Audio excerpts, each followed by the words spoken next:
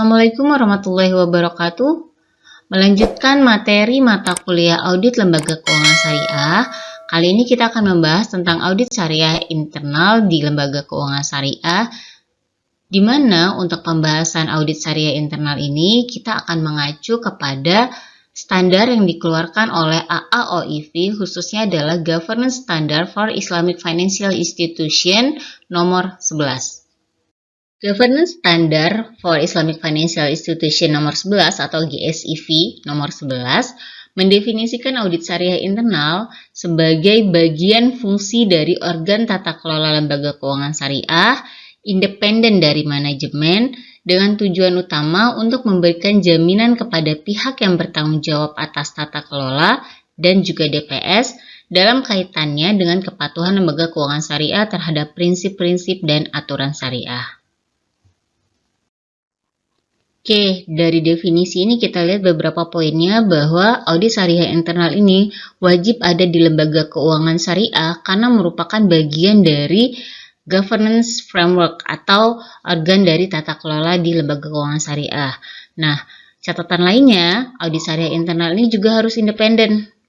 Meskipun dia merupakan bagian dari perusahaan, tapi dia tetap harus mempunyai independen khususnya terhadap manajemen. Karena tugas audit syariah internal adalah memeriksa kerja dari manajemen. Khususnya kalau terkait audit syariah internal ini adalah untuk memberikan jaminan nih terkait kepatuhan lembaga keuangan syariah terhadap prinsip-prinsip dan aturan syariah. Tujuan dari audit syariah internal sendiri adalah untuk memberikan jaminan. Nah, seperti tadi yang sudah sempat disebutkan di dalam definisi dari audit syariah internal ya, bahwa audit syariah internal itu tujuannya adalah memberikan jaminan. Jaminan yang diberikan dalam bentuk opini kepada pihak-pihak yang bertanggung jawab atas tata kelola dan juga DPS sehubungan dengan kepatuhan lembaga keuangan syariah dengan prinsip dan aturan syariah. Nah, jadi ini ya tujuan audit syariah internal di lembaga keuangan syariah itu dibuat atau dibentuk adalah untuk memberikan jaminan.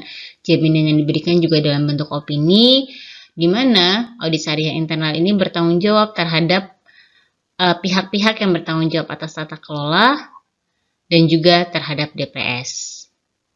Nah, ini ya bedanya antara audit syariah internal dan juga audit syariah eksternal. Seperti yang sudah kita bahas sebelumnya bahwa audit syariah eksternal itu dia bertanggung jawabnya kepada masyarakat ya. Kalau syariah internal ini dia lebih bertanggung jawab kepada pihak internal di dalam entitas atau di dalam lembaga keuangan syariah, khususnya adalah pihak-pihak atau orang-orang yang bertanggung jawab terhadap tata kelola dan juga Dewan Pengawas Syariah yang ada di lembaga keuangan syariah. Oke, kita lihat lebih detail lagi terkait tujuan dari audit syariah internal ini. Tadi di awal kita sudah bahas ya bahwa tujuan dari audit syariah internal ini adalah memberikan jaminan atau keyakinan kepada pihak-pihak yang bertanggung jawab terhadap tata kelola dan juga Dewan Pengawas Syariah khususnya dalam bentuk opini.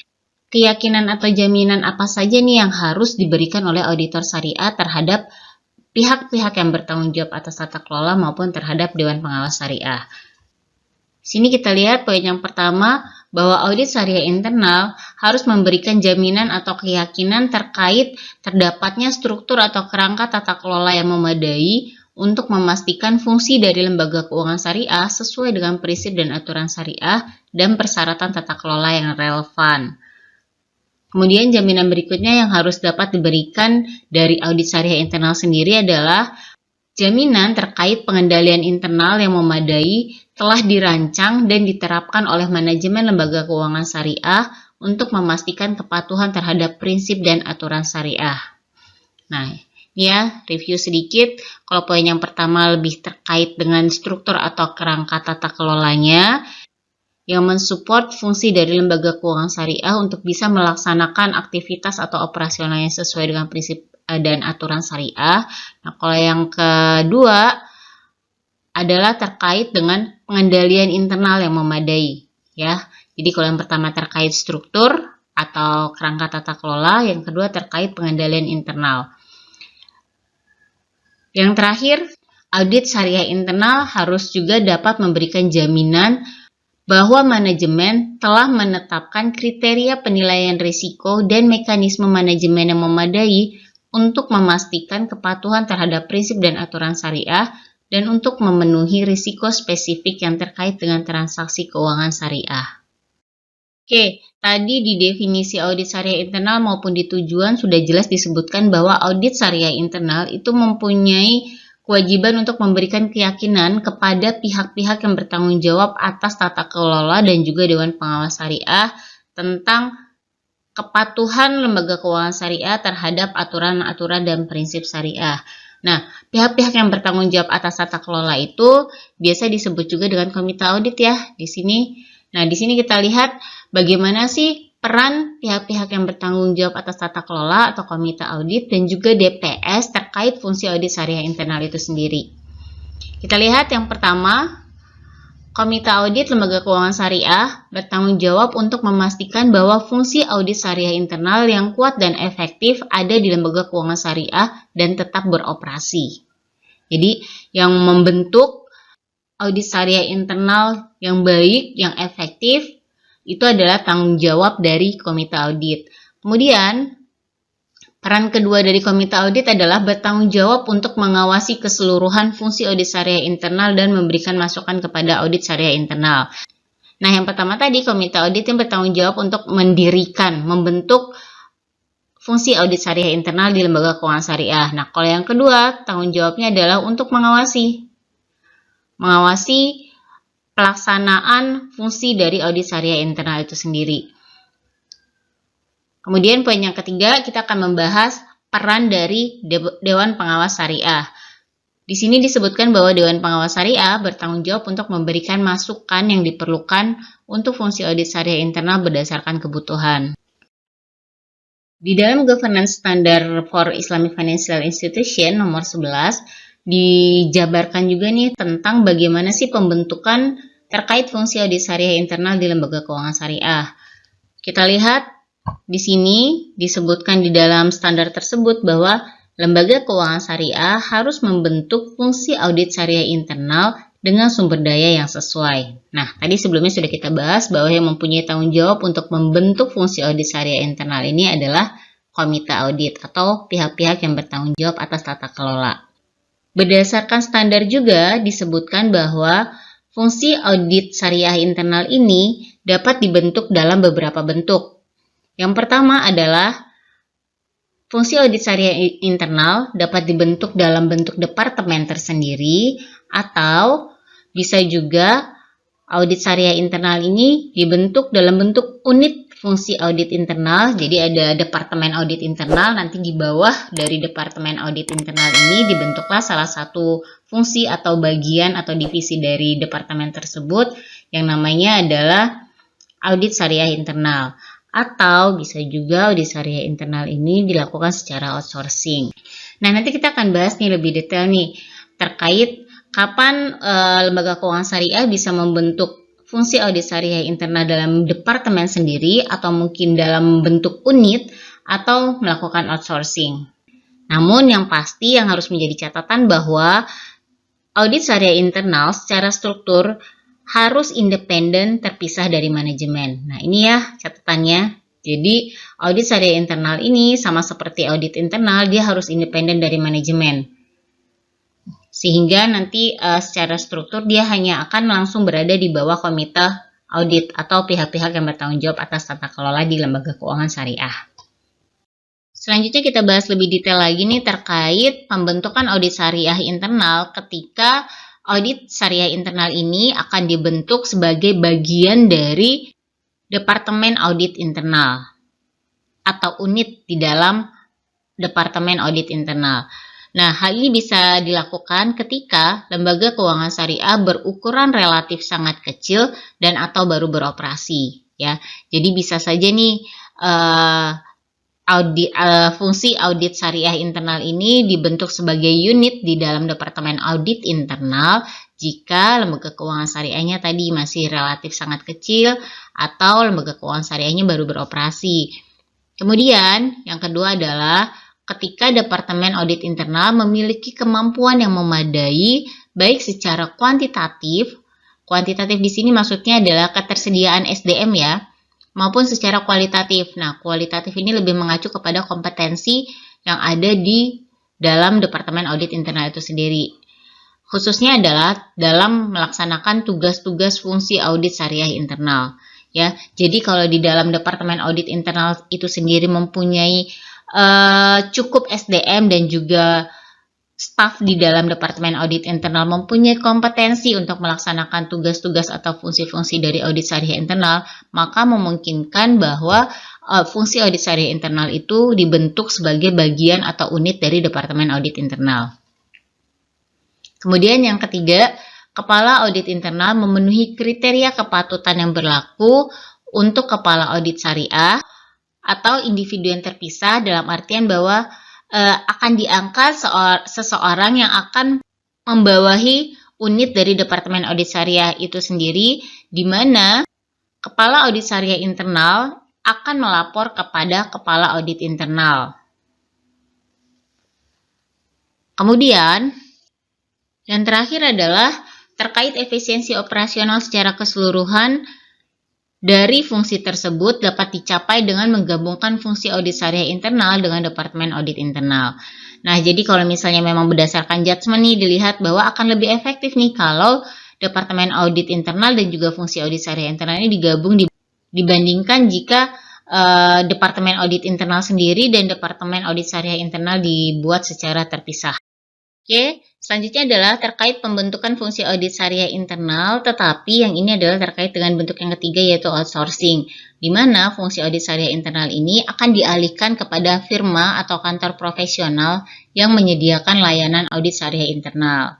Nah, kondisi ini memungkinkan dilakukan menurut Governance Standard for Islamic Financial Institution nomor 11 jika yang pertama, firma atau kantor profesional yang bersangkutan memiliki kemampuan yang memadai baik secara kuantitatif maupun kualitatif dalam melaksanakan tugas fungsi audit syariah internal dan memenuhi kriteria. Kemudian yang kedua adalah orang yang ditugaskan oleh firma profesional memenuhi kriteria yang berlaku untuk kepala audit syariah internal dan orang tersebut tidak terlibat dalam penugasan audit syariah internal pada lebih dari 3 lembaga keuangan syariah. Nah, jadi ini syaratnya ya. Melengkapi pembahasan sebelumnya, sekarang kita akan lihat kriteria-kriteria untuk diangkatnya seseorang atau individu menjadi kepala audit syariah internal.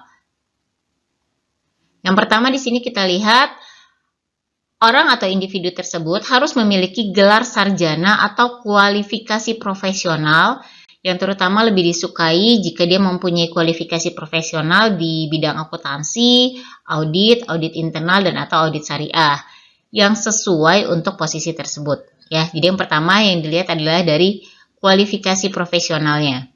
Kemudian yang kedua, berpengalaman dalam operasi dan fungsi perbankan dan atau keuangan Islam, peraturan dan aturan syariah yang relevan, serta memiliki pemahaman tentang fikih al-muamalat. Oke, kita coba garis bawahi aja ya. Jadi kalau yang pertama ini adalah terkait gelar akademik dan juga kualifikasi profesional. Kemudian yang kedua itu terkait pengalamannya, khususnya adalah terkait dengan dunia perbankan ataupun keuangan Islam, dan juga prinsip dan aturan syariah. Dan juga tentunya adalah tentang fikih muamalahnya. Kemudian, kepala audit syariah internal lebih disukai jika memiliki pengalaman kerja tidak kurang dari 10 tahun di bidang kepatuhan syariah, penasihat syariah, audit syariah internal ataupun eksternal, audit internal, audit eksternalnya, dan asurans atau bidang terkait lainnya. Nah, jadi tadi kalau poin kedua itu membahas terkait dia berpengalaman dalam hal operasi di dunia perbankan. Kalau di poin ketiga ini dia membahas tentang jangka waktu pengalaman yang dimiliki oleh seseorang atau individu tersebut. Yaitu tadi tidak kurang dari 10 tahun itu lebih preferable untuk diangkat sebagai kepala audit syariah internal. Yang keempat, telah disetujui oleh Dewan Pengawas Syariah sehubungan dengan pengetahuan dan keterampilan yang diperlukan dalam prinsip dan aturan syariah yang berlaku untuk lembaga keuangan syariah dan fikih al-muamalat. Jadi, yang keempat ini kompetensi atau pengetahuan yang dimiliki oleh kepala audit syariah atau calon kepala audit syariah internal ini harus diverifikasi lah ya, setelah disetujui, mendapat verifikasi oleh DPS bahwa memang dia benar-benar memiliki kompetensi atau pengetahuan terkait hal yang disyaratkan untuk menjadi kepala audit syariah internal. Kemudian yang terakhir, memiliki persetujuan untuk bertindak sebagai kepala audit syariah internal sesuai peraturan yang berlaku. Oke, selanjutnya ketika fungsi audit syariah internal itu akan dibentuk secara outsourcing, dalam artian adalah bekerja sama dengan kantor atau firma akuntan syariah profesional, maka pemilihan atau penunjukan kantor akuntan profesional tersebut harus memenuhi beberapa ketentuan. Yang pertama di sini kita lihat adalah kantor akuntan tersebut memiliki persetujuan untuk bertindak sesuai penugasan sebagaimana peraturan yang berlaku. Kemudian yang kedua, telah disetujui oleh Dewan Pengawas Syariah sehubungan dengan pengetahuan dan keterampilan yang diperlukan dalam prinsip dan aturan syariah yang berlaku untuk lembaga keuangan syariah dan fikih al-muamalat dan kesesuaian untuk operasi lembaga keuangan syariah. Nah, jadi diverifikasi ya tentang pengetahuan dan keterampilan dari firma audit tersebut atau firma profesional tersebut. Kemudian memiliki sumber daya yang memadai, jadi firma profesional tersebut harus mempunyai sumber daya yang memadai, baik secara kualitatif. Nah, di sini kualitatif dimaksud adalah dalam hal basis pengetahuan, metodologi, dan juga alat, dan juga secara kuantitatif dalam hal sumber daya manusia yang memiliki kemampuan untuk mencurahkan waktu yang cukup untuk melaksanakan jasa profesional berupa audit syariah internal di lembaga keuangan syariah. Kemudian, yang terakhir adalah dipastikan bahwa firma profesional tersebut menjaga kepatuhan terhadap standar profesional yang berlaku, proses penjaminan mutu, dan kode etik termasuk khususnya persyaratan independensi dan kerahasiaan.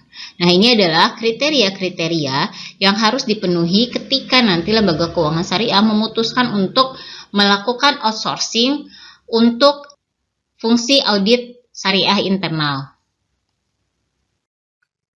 Next, kita akan lihat prinsip-prinsip etika yang menurut Governance Standard for Islamic Financial Institution nomor 11 harus dimiliki oleh auditor syariah internal.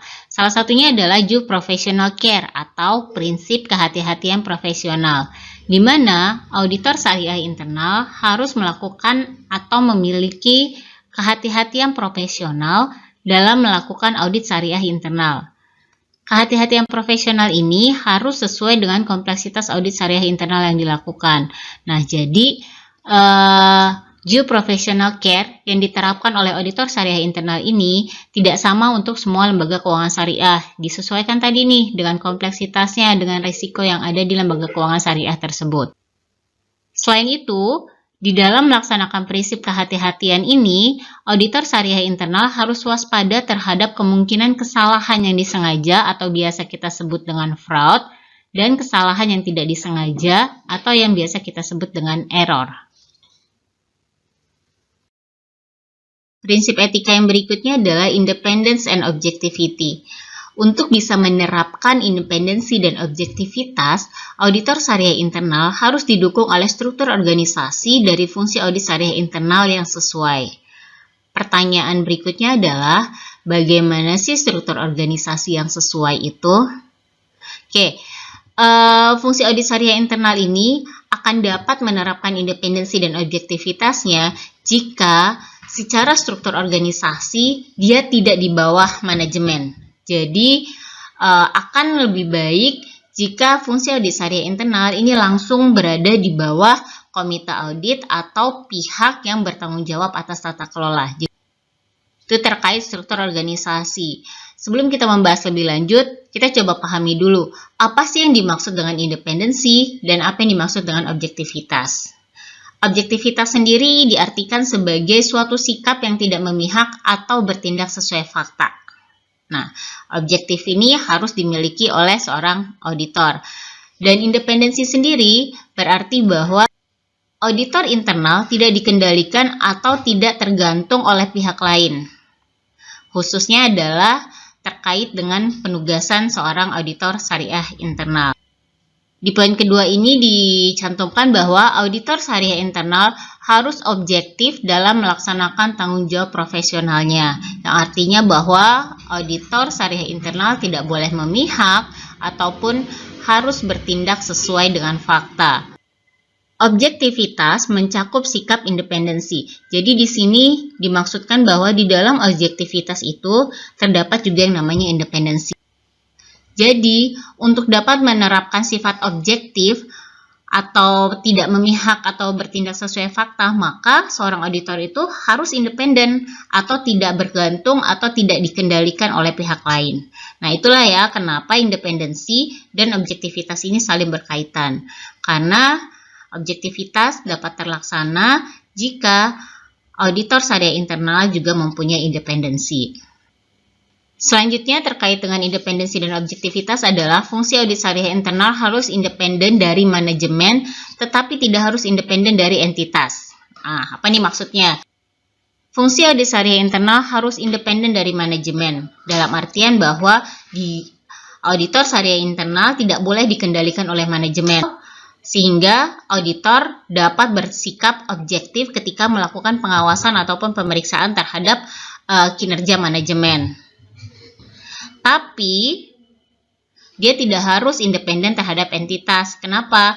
Karena fungsi audit syariah internal tetap merupakan bagian dari organisasi dan masih mempunyai tanggung jawab langsung kepada komite audit atau pihak-pihak yang bertanggung jawab terhadap tata kelola. Jadi dia tidak bisa independen dari entitasnya itu sendiri karena dia merupakan bagian dari entitas, tapi dia harus independen dari manajemen. Kemudian auditor syariah internal tidak boleh melakukan kegiatan operasional lembaga keuangan syariah atau melakukan fungsi manajemen apapun, termasuk pengembangan produk dan fungsi kepatuhan syariah. Nah, itu tadi ya, untuk bisa menjaga independensi dan objektivitasnya, maka auditor syariah itu tidak boleh terlibat dengan kegiatan operasional dari lembaga keuangan syariah dalam bentuk apapun. Masih terkait dengan prinsip etika, independensi, dan objektivitas, di mana untuk dapat menerapkan independensi dan objektivitas, auditor syariah internal membutuhkan banyak dukungan dari berbagai macam pihak yang ada di lembaga keuangan syariah. Ada manajemen, komite audit, dewan pengawas syariah, maupun unit lainnya. Kita lihat yang pertama di sini. Dukungan dari manajemen adalah dengan cara memastikan bahwa fungsi audit syariah internal memiliki akses tidak terbatas ke semua dokumen, laporan, sistem, dan lain-lain. Sehingga auditor syariah internal dalam melaksanakan tanggung jawab profesinya dapat memperoleh bukti yang cukup dan dapat memberikan penilaian secara objektif berdasarkan bukti-bukti tersebut. Kemudian yang kedua adalah dukungan dari manajemen, komite audit, dan DPS yang dilakukan secara menyeluruh dan juga berkelanjutan kepada fungsi audit syariah internal. Dan yang terakhir adalah fungsi audit syariah internal itu sendiri harus melakukan komunikasi langsung dan teratur dengan seluruh jajaran manajemen, DPS, dan juga auditor syariah eksternal. Auditor syariah internal mempunyai tanggung jawab untuk memenuhi persyaratan Quality Assurance and Improvement Program yang diterbitkan oleh IIA. IIA merupakan singkatan dari Institute of Internal Auditors, di mana IIA merupakan organisasi profesi yang mendedikasikan dirinya untuk kemajuan dan juga perkembangan kompetensi dan profesi auditor internal. Selain persyaratan quality yang ditetapkan oleh IIA, auditor internal juga harus memenuhi persyaratan profesional dan peraturan lainnya sejauh persyaratan tersebut terkait dengan audit syariah internal. Tujuannya apa? Tujuannya adalah untuk menjaga kualitas dari auditor internal itu sendiri. Nah, di lembaga keuangan syariah yang bertanggung jawab untuk melakukan quality control atas auditor syariah internal ada Kepala Audit Syariah Internal, di mana Kepala Audit Syariah Internal setiap saat harus memastikan bahwa fungsi dari audit syariah internal memiliki kemampuan yang memadai dalam hal sumber daya dan pengetahuan untuk memenuhi tanggung jawabnya secara profesional. Dan hal ini memerlukan keterlibatan aktif para ahli syariah selama proses quality control ini berlangsung. Salah satu cara yang disyaratkan oleh governance standard terkait dengan quality control adalah adanya independent review atau peer review terkait fungsi audit syariah internal, di mana tujuannya adalah untuk memberikan penilaian terkait kinerja dari fungsi audit syariah internal itu sendiri, sehingga mutu atau kualitas dari audit syariah internal itu dapat terjamin dan juga dapat dilakukan perbaikan terus-menerus. Penilaian independent review atau peer review ini umumnya harus mencakup pengawasan rutin dan pemeriksaan quality control untuk mendeteksi dan memperbaiki setiap cacat dalam proses dan untuk memastikan bahwa fungsi audit syariah internal menjalankan tugasnya secara efektif. Ya, jadi sebenarnya independent review ataupun peer review ini dilakukan adalah untuk mengevaluasi bagaimana sih proses kerja audit syariah internal itu sendiri, apakah sudah sesuai dengan standar atau ada hal-hal yang masih harus diperbaiki sehingga audit syariah internal atau auditor syariah internal itu bisa menjalankan tugasnya dengan lebih efektif lagi. Nah, untuk bisa melakukan independent review ataupun peer review, fungsi audit syariah internal itu diharapkan memiliki pedoman yang terdokumentasi dengan jelas mengenai ruang lingkup dan tanggung jawab tinjauan independen, di mana pedoman tersebut harus mencakup tentang frekuensi penilaian independen, jadi seberapa sering sih penilaian independen ini akan dilakukan, kemudian ruang lingkup penilaiannya apa saja nih gitu ya. Nah, itu harus tercantum di dalam pedoman. Dan yang terakhir adalah di dalam pedoman itu juga tercantum terkait kualifikasi dan keahlian dari orang yang bertanggung jawab untuk melakukan penilaian. Jadi, siapa yang berhak melakukan review atas kinerja dari audit syariah internal itu harus tercantum di dalam pedoman tersebut. Jadi, agar dipastikan ya bahwa yang melakukan review atau penilaian atas kinerja audit syariah internal itu adalah memang orang yang berkompeten untuk memberikan penilaian. Oke, sedikit kita bahas terkait jalur pelaporan dari fungsi audit syariah internal. Fungsi audit syariah internal melalui Kepala Audit Syariah Internal harus memiliki jalur pelaporan sebagai berikut. Yang pertama adalah pelaporan utama kepada pihak yang bertanggung jawab atas tata kelola, yaitu komite audit. Dan yang kedua adalah pelaporan berupa garis putus-putus kepada Dewan Pengawas Syariah. Oke, kurang lebih ini adalah bagian dari pelaporan fungsi audit syariah internal baik ke komite audit ataupun ke DPS. Kita lihat di sini bahwa dari Kepala Audit Syariah Internal ke Dewan Pengawas Syariah ini berupa garis putus-putus, diharapkan akan lebih berinteraksi langsung dengan DPS secara teratur.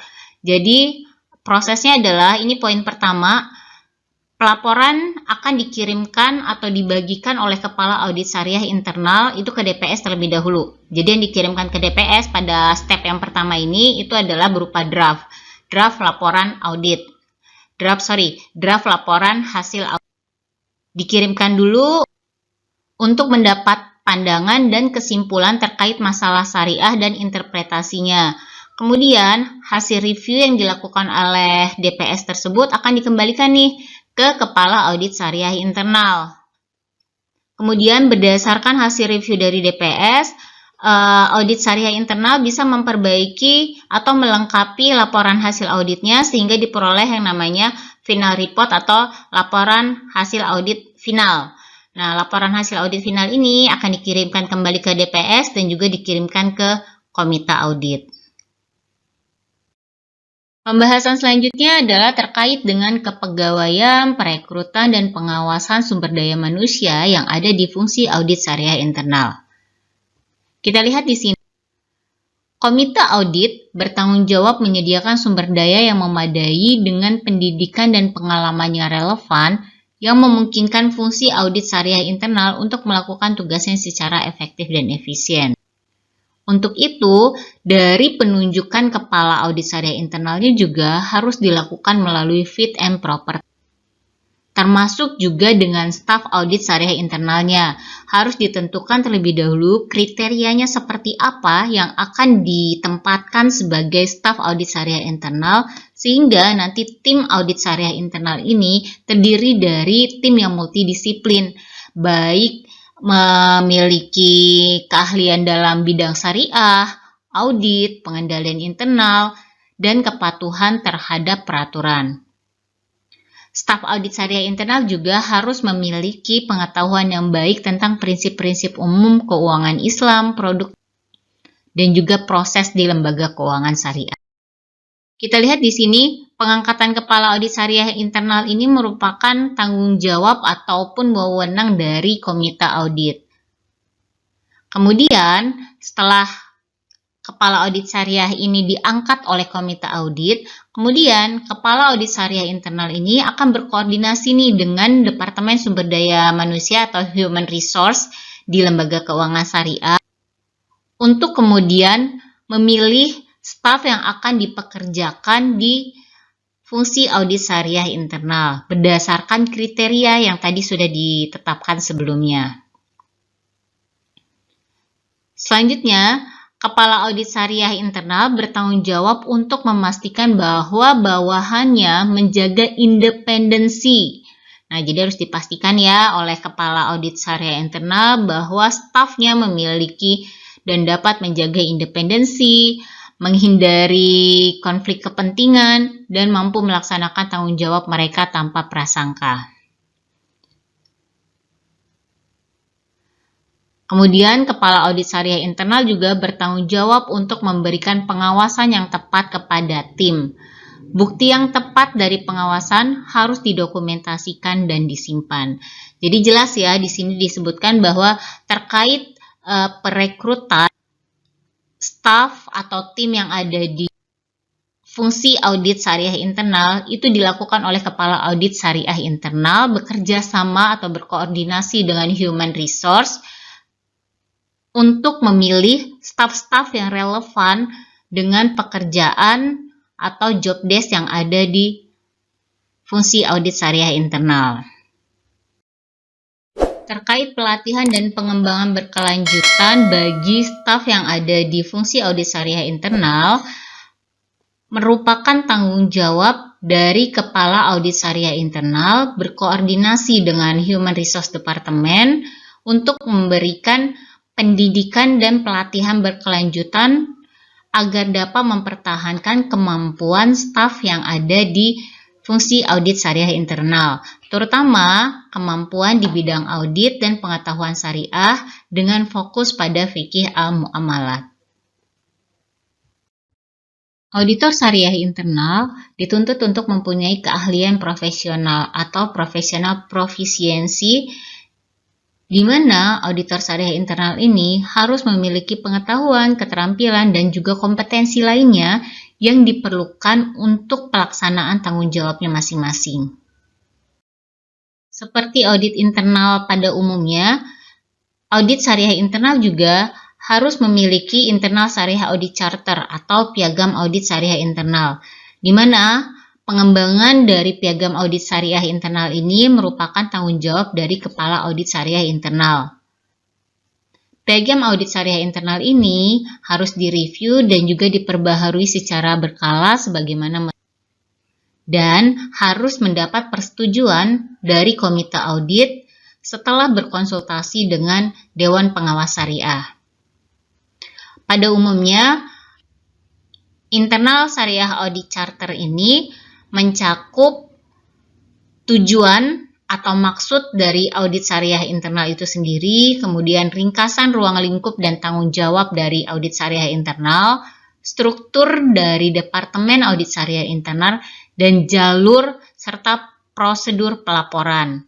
Dan yang terakhir adalah pelaporan itu sendiri. Nah, ini adalah poin-poin yang umumnya ada di dalam piagam audit.